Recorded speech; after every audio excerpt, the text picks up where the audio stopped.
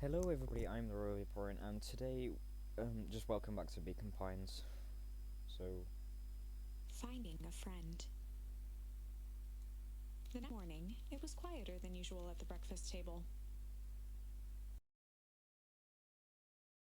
Only the sound of silverware and chewing interrupted the awkward silence.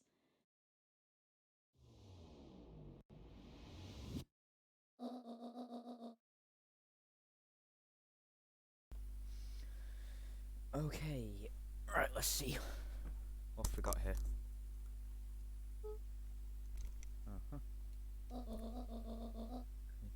So that only get delivered into town today. Okay. Got up to yesterday. Nothing interesting.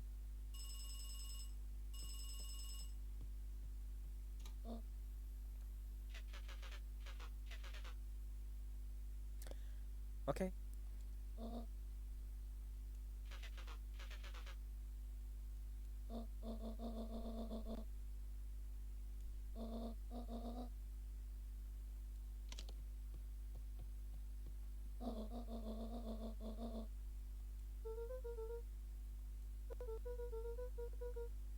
Gran's brow furrowed. She let out a long sigh. Her voice was quiet and even.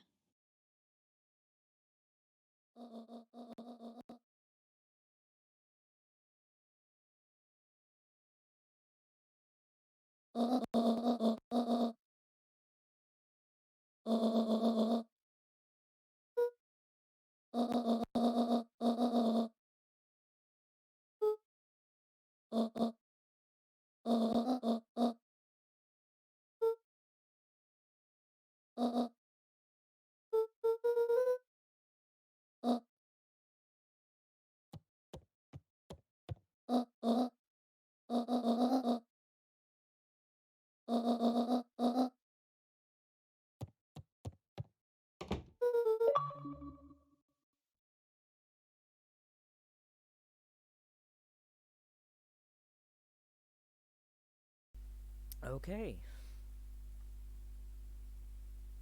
So, do I leave the house? Let's check the tree first of all. That's done. That's incomplete yet. Why does he look so cute on the ground though? Just look at him. Okay, back to her. Right, let's have a look around what we can do then.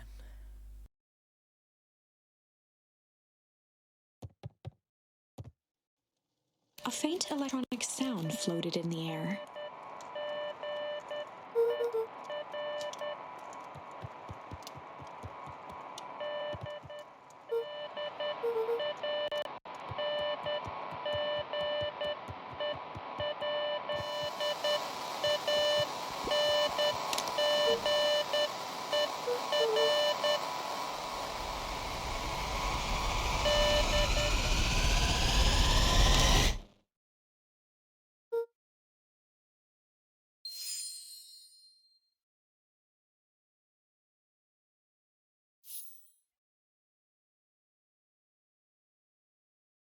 Okay, so we have a new thing. Strange. Can I do anything with that?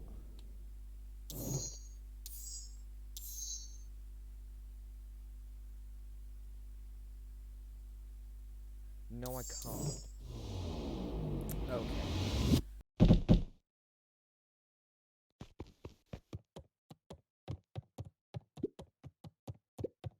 Gran had commandeered the upstairs closet when she moved in. Some things need shelter from a young boy's mischief, she said. Okay, we got a new thing. Hide. Can we do anything with that? Someone's knocking on the door.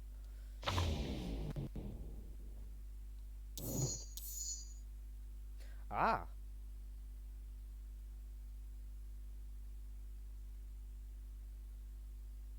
Do I want to go back though?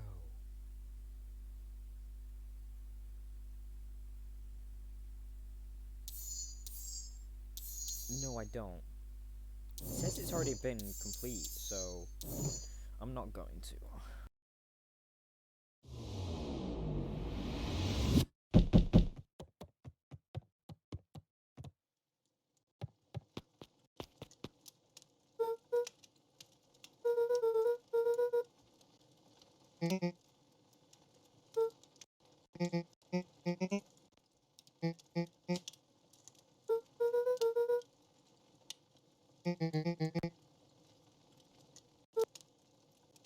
A pit formed in Luca's stomach.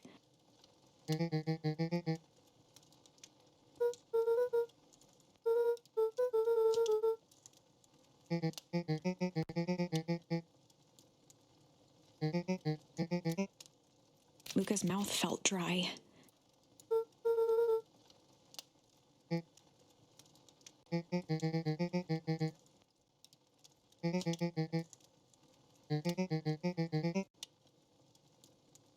Luca could feel his heart beating in his throat.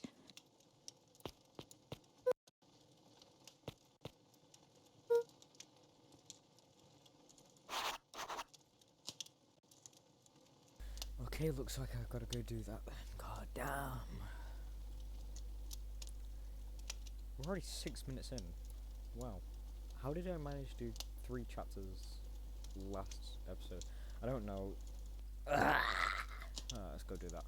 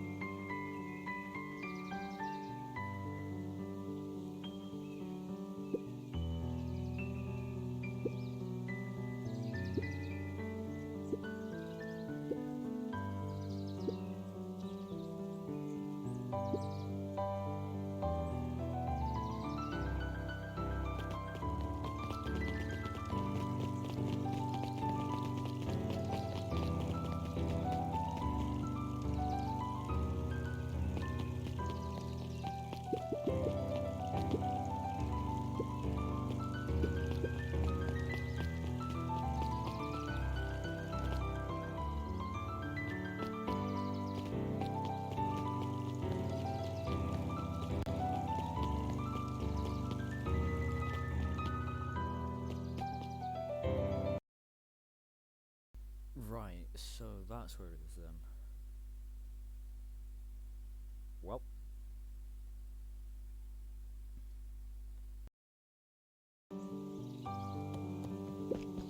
Kato volunteered at the library during the summers.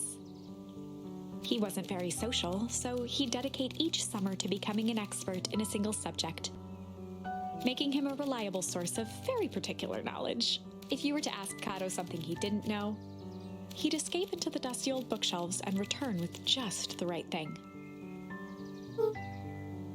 Kato was lost in his reading. Luca crooked his neck to see the title, Introduction to Melitology.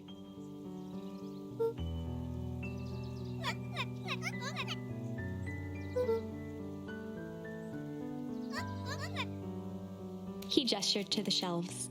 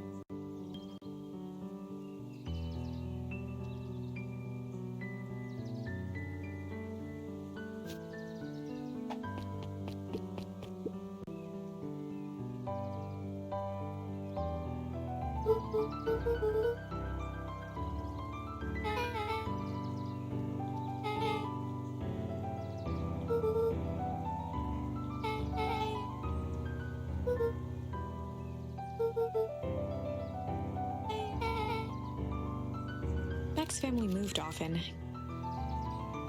giving her little time to establish any real connections. She would tell you she prefers it that way.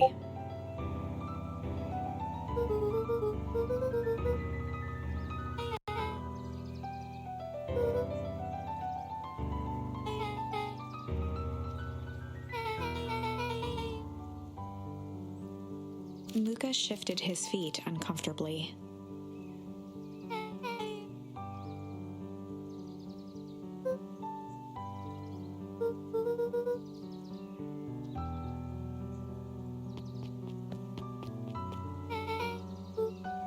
Beck pulled a coin from her pocket.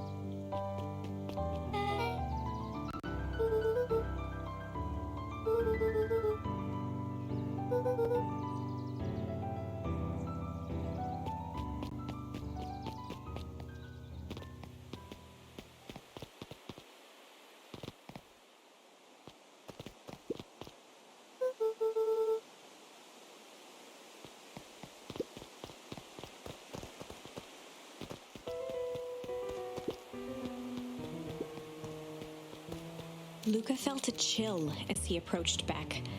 Her eyes were locked on the strange green liquid. The nearby grass was coated in a fine layer of frost.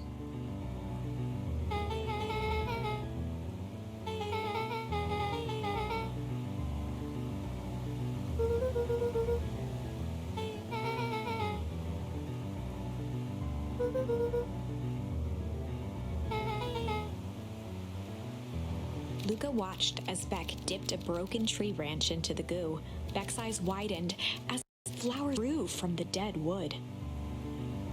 First small buds, which quickly bloomed into vibrant petals.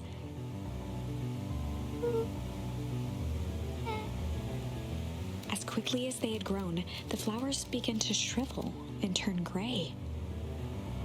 Beck dropped the stick with a grunt of disgust.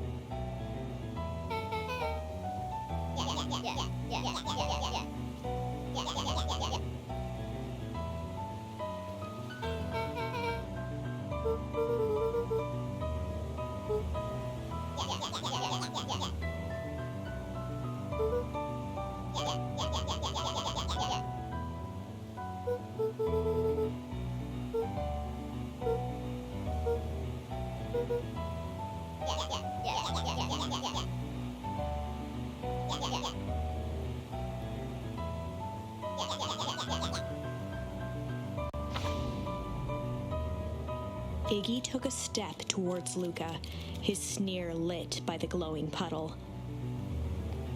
Beck could see tears welling in Luca's eyes, his fists clenched. Some things about Beacon Pines were very different from the city. But a bully from a hayseed town is really no different from a city bully. Beck deep breath and thought.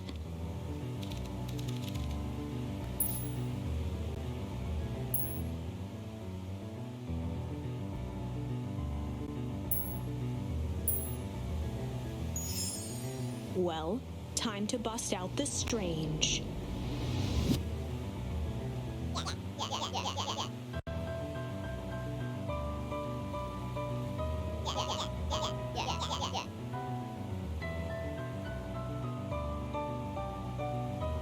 Beck stared in silence, the only sign of life being the twitch of an eye.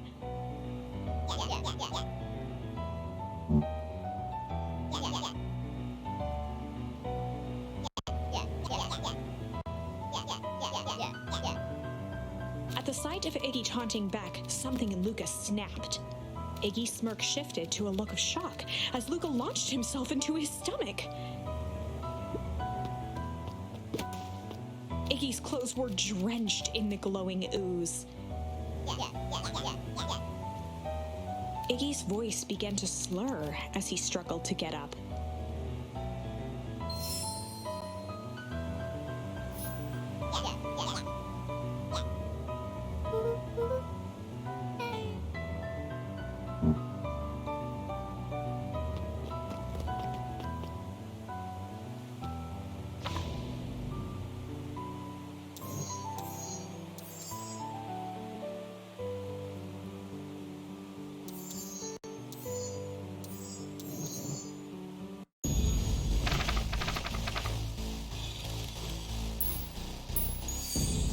This is a story about struggle.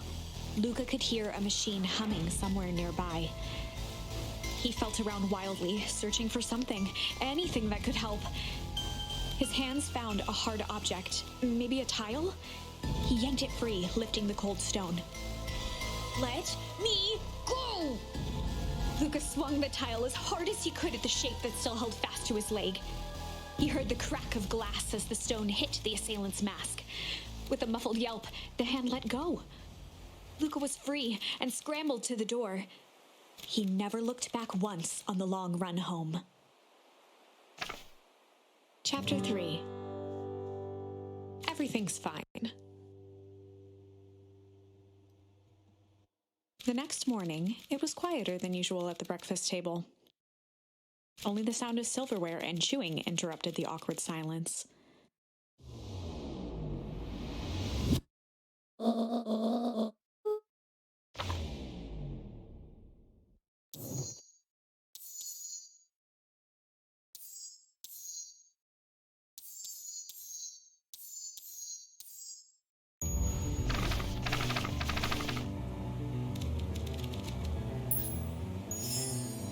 Well, time to bust out the tickles.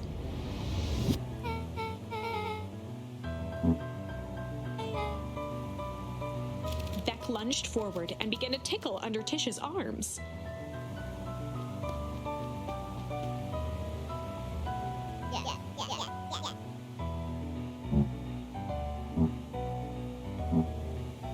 Tears began to form in Tish's eyes as she gasped for breath between gales of laughter. Beck redoubled her efforts until Tish finally had had enough.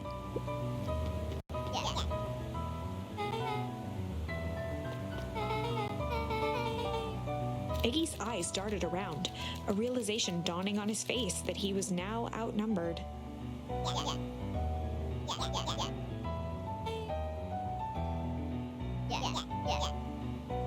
Iggy kicked at the puddle before making his escape.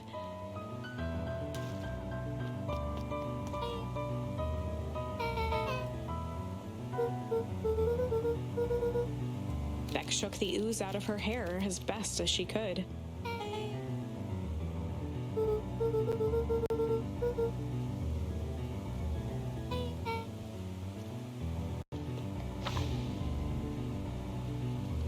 Chapter 4. The Best Policy. Luca paused for a moment, catching his breath. He'd only just met Beck, and somehow he already managed to drag her into this mess. Hopefully he could make it up to her, but finding Rollo was his primary concern.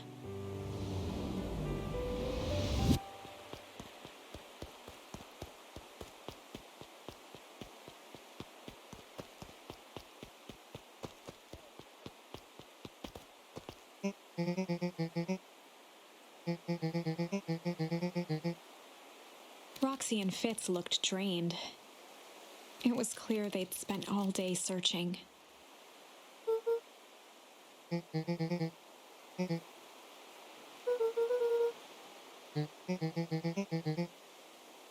Roxy's temper could often be dismissed as the impatience of an older sibling. But this was the most intense Luca had ever seen her. Her eyes were wild and unfocused, looking straight through Luca. A torrent of rambled words and tears, Luca broke down.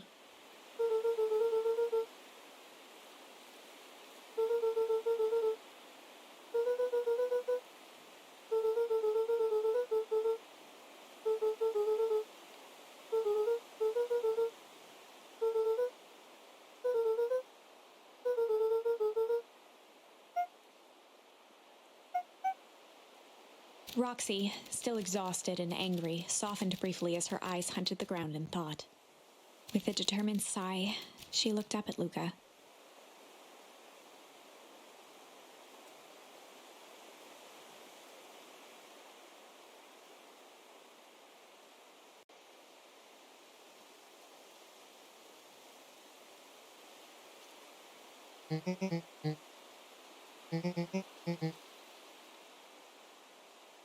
Roxy drew herself up.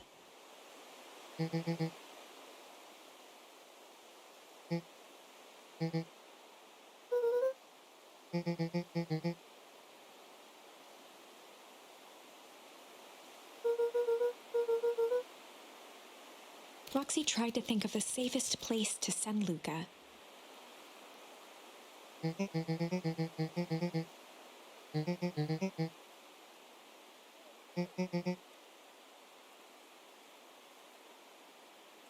Luca wiped his cheeks and gave a quick nod.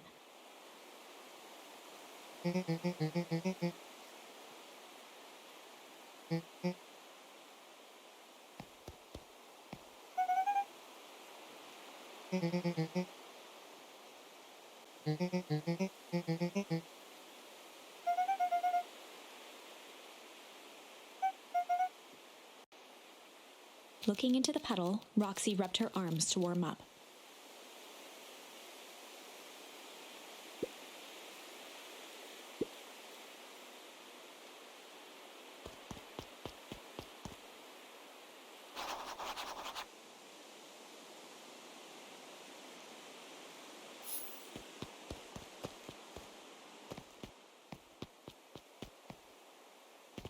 Mr. Nuncreed jumped with a start.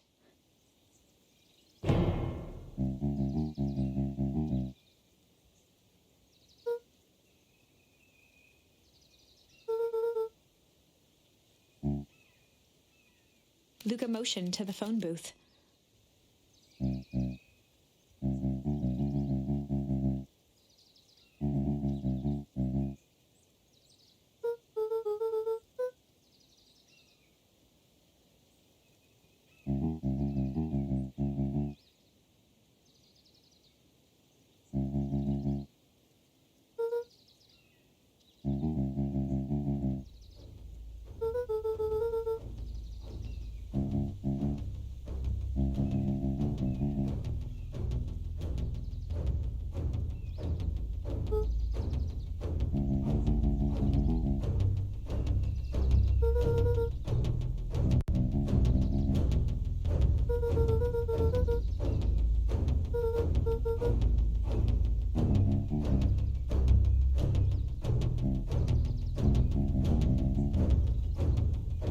Mr. Nuncreed gently placed one of his substantial hands on Luca's shoulder.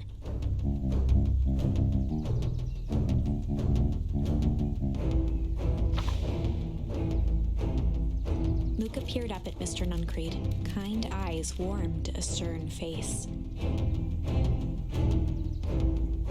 There was a deeper emotion hiding beneath it all. It was subtle, but Luca could sense something eating away at him.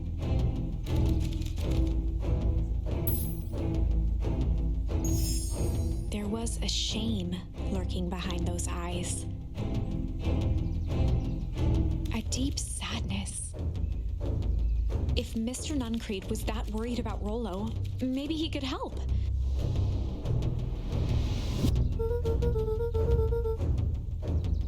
Mr. Nuncreed raised an eyebrow.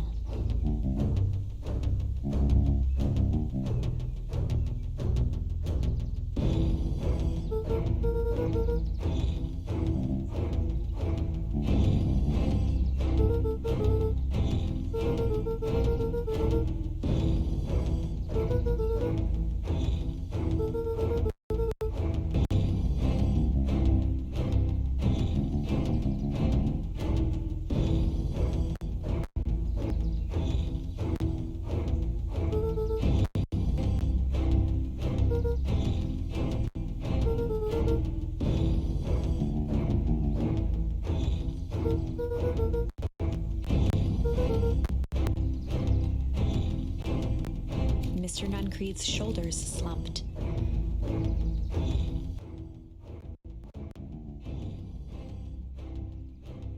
A deep sigh bellowed from his chest.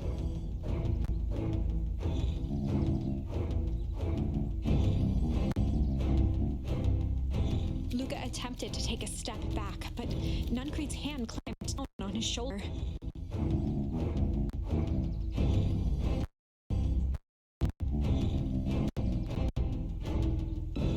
With a firm shove, Nuncreed manhandled Luca into the phone booth.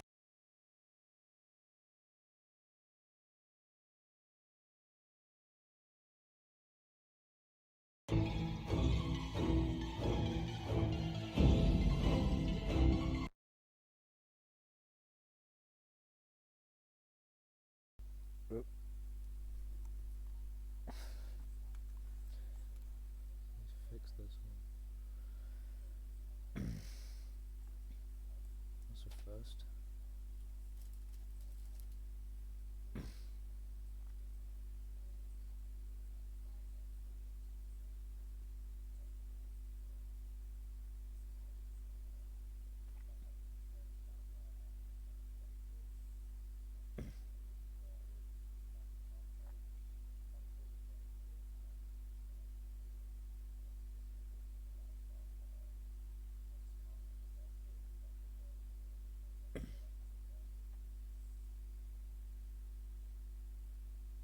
Just gotta